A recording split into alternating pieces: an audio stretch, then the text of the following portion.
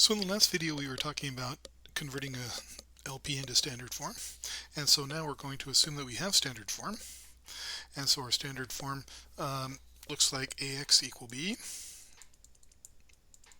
Now in what's to come we're going to be talking about how to solve this system of equations, and we know in linear algebra, right, that to solve that system of equations we build our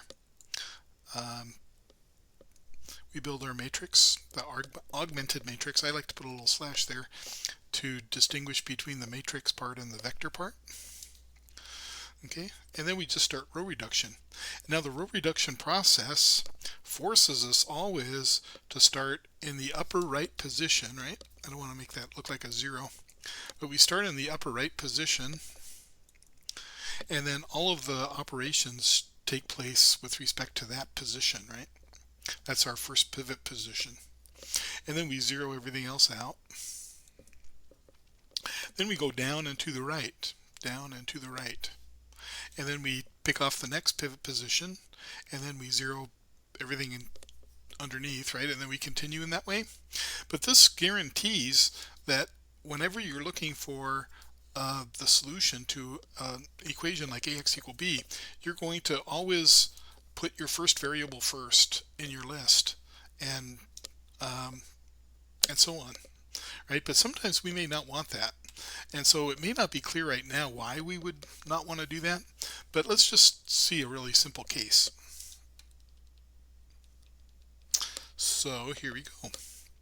Suppose we've got the system of equations x1 plus 2x2 plus 3x3 equals 14, and 3x1 plus 2x2 plus x3 equals 8. All right, so this is we're looking for the, oops, let me just write it in matrix form. We're looking for the intersection of two planes, right? And so this is our matrix A, and then our vector x is x, y, z, and then it's equal to just 14, 8. Good. All right, so now if I wanted to make sure that z is the free variable, I would solve for x and y, right? And that's kind of how we would typically do it. And so if I do it that way, I would have 1, 2, 3, 1, and then I'm not really caring what this is because I'm going to force it to 0. 14, 8. Oops. And as it turns out, if I do row reduction, excuse me, I'm going to just have, you can see, right, that these two columns are going to be linearly independent. And then the solution is actually 2/5 and 34/5 if you want to check. Good, so this gives us one solution, right? X equals 2/5, oops, y equals 34/5, and z equals 0. I force z to be 0. Well, you don't have to do it that way, right? You could choose a different set of variables to solve the differential equation with. So how about if I choose a different set? How about if I want x to be, or the middle, let's see, let's I see that columns 1 and 3, columns 1 and columns 3 are linearly independent, so I'm going to make this my 0, and so I'm just going to have 1, 3, I don't care what these are because I'm going to set the variable to 0, 3, 1, and then I'm going to have 14, 8, and now I can do my row reduction, and in this case I end up with 1, 0, 0, 1, and then if you want to check, that's 5/4 and 17/4. And the solution now, right, is x equals 5/4, y equals 0, and z equals 17/4. Good. But I didn't need to pick these two as my variables, right? I could have chosen, how about x2 and columns 2 and columns 3. So in that case I would have had just something here, and then 2, 1, 3, 1, 14, 8. And I could do my row reduction. And again, that would be 1, 0, 0, 1. And then on the right hand side, I would just have 10 minus 2 in this case. Good, so in this case I've got x equals 0, y equals 10, and z is equal to minus 2. Very good. So I think these are all the solutions we would get by using this method. Notice that we're not getting the general solution. We are not getting the general solution to ax equal b here, right? Because if to do that, right, that brings us back to this equation here, or this method here, where we would write our z as a free variable, and so x would be 2/5 minus something, whatever, z, and your x, I guess we're calling that x and y, right? X and y would be 34/5 minus something times z. Remember doing that? And then z is our free variable.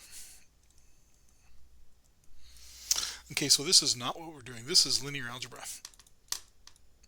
We'll see this later on, but for right now we won't be doing it.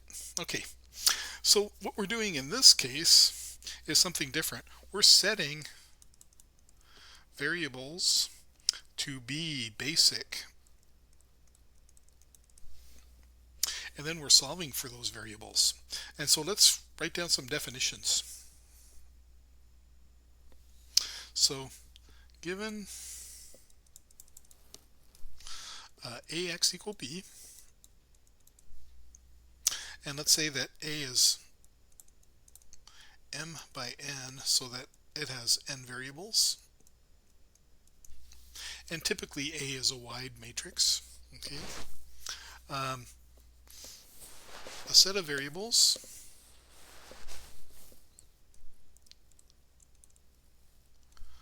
that correspond to the linearly independent columns that we're using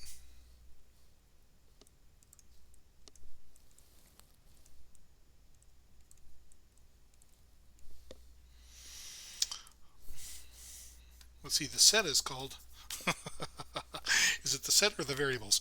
The set of variables corresponding to the linearly independent columns in A that we're using to solve ax equal b are the basic variables, or a set of basic variables. I know I'm repeating myself in that. I think I could probably think a little bit more and get that better definition. But so the set is going to be abbreviated as BVs. And so up here, for example, right, the initial set of variables was xy, so our BVs were x and y. Here are BVs are x and z, and so on. BVs are y and z. Good. So it's not a basic variable? Well, it's non-basic variable. The other variables are the non-basic variables, which are NBVs. So you can see here we had the BVs as XY, and so the NBV in this case is just Z. So sometimes, you know, if the matrix was a lot wider, you would have more of these non-basic variables, but in this case we only had one non-basic variable. Good. All right.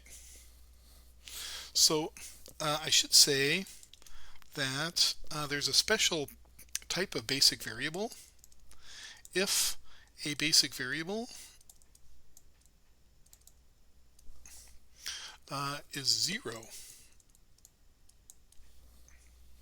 then the basic solution is called degenerate.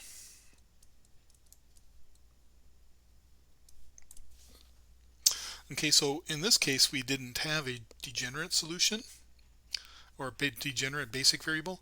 Notice that if the basic variable um, or when we were solving for basic variables, they all came out to be non-zero.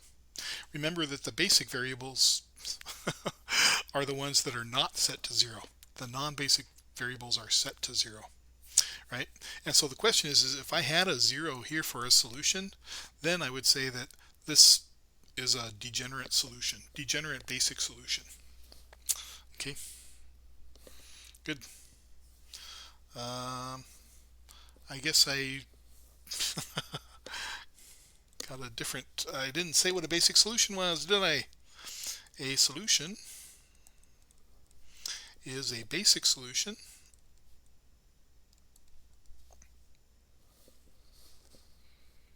uh,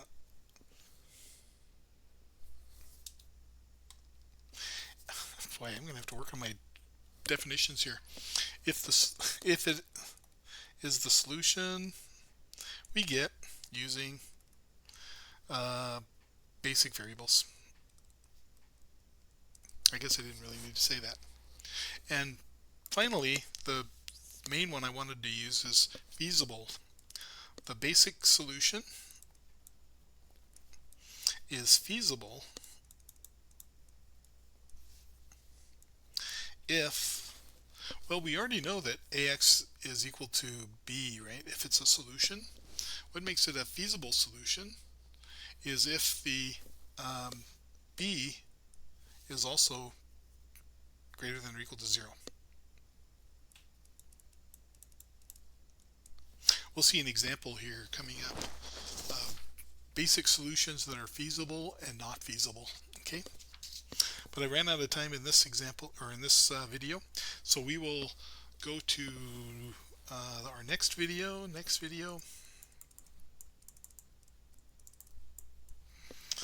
A big example. What is the relationship between BFS and corner points, if any,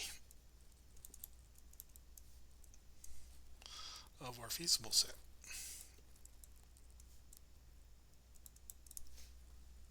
And we will answer that question next time. See you then.